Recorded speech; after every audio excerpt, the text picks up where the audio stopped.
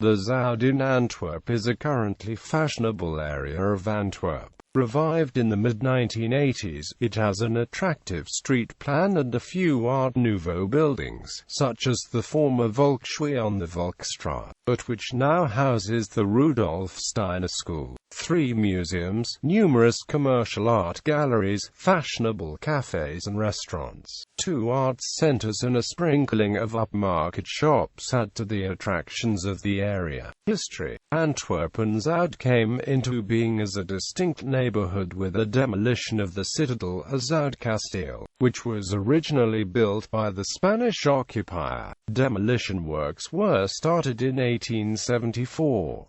The street plan was approved by royal decree in 1875. It is said to have been inspired by Haussmann, giving rise to the nickname Le Petit Paris.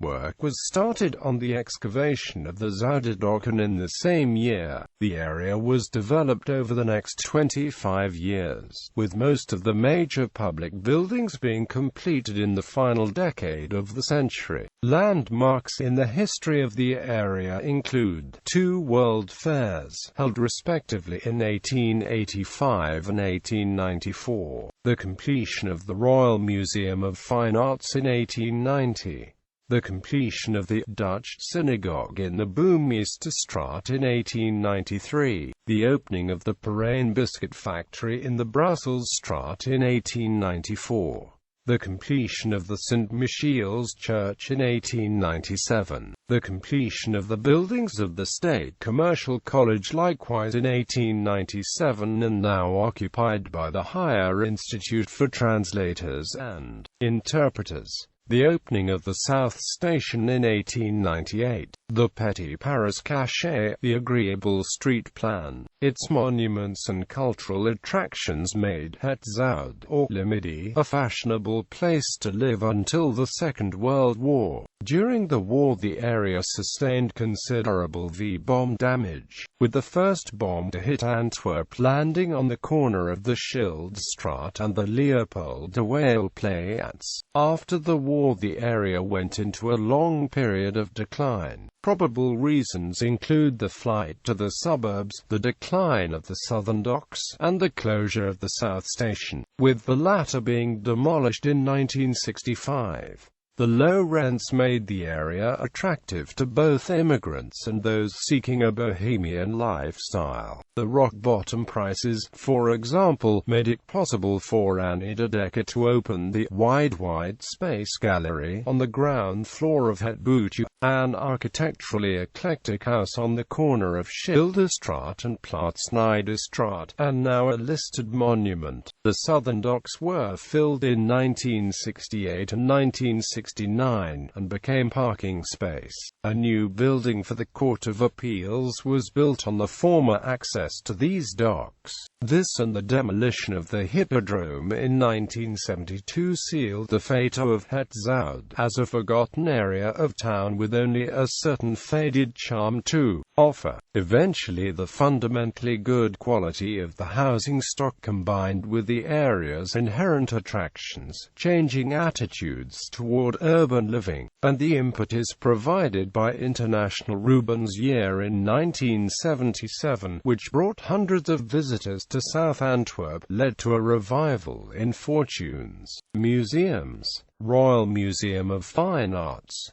The building dates from 1890 and was constructed specifically to house the city's growing collection of art. The collection includes many Dutch and Belgian masterpieces from the 15th century onwards by artists such as Jan van Eyck, Roger van der Weyden, Rembrandt and Rubens, as well as several works by Ensor, Magritte and Delvaux. Museum van het and Eigskunst Antwerpen. This is the contemporary art museum of the city and one of the largest of its kind in Belgium. The museum holds a permanent collection of contemporary art by Belgian and international artists, a cinema and a specialized library. The architect responsible for the transformation of a former grain store into a museum was Michel Granzat. He also designed the museum's new wing. Since 1992 the director of the museum has been Bat Air Photo Museum. This museum has a historical and contemporary collection of photography that is given a new presentation every year, alongside the collection of frequently changing photography exhibitions, film projections and lectures. It also publishes a magazine, FMM, in Dutch, that presents articles on photography with a particular emphasis on fine art photography. The museum opened in 2004. Monuments.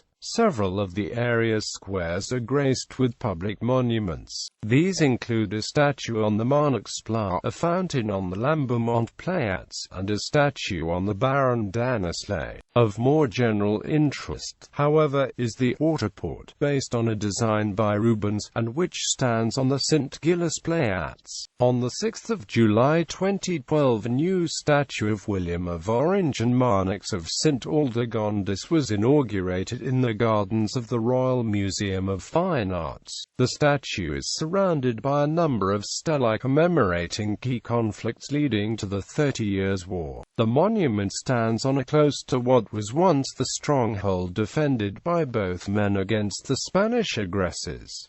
Arts centers. In 1987, the left-leaning theatre company, the Internationale Nieuwe Scene, moved into the derelict Zuid. Since then, this former provider of hydraulic power for the lock gates of the Zuiderdokken has become an important center for the arts. As its name might suggest, De Monte was formerly a local cinema and parish hall. It is now a venue for numerous traveling companies and groups of all kinds. T-Rum Theatre shares part of the large complex of buildings occupied by the Hoger Instituut van Vertalersentolken, the language department of Hogeschool Antwerpen, now Artesia. Innovation, business and new development. Once the southern docks fell into disuse, the attraction of the area as a location for industrial and semi-industrial activities declined. This, combined with strict zoning laws, resulted in virtually all the many small workshops and warehousing operations around the docks and elsewhere in the area having to shut down or relocate. Apart from existing attractions such as the inherently good housing stock and agreeable street plan, an important factor in re-establishing the élan of the neighborhood has been the availability of land for development. This has come from the demolition or conversion of industrial and semi-industrial buildings,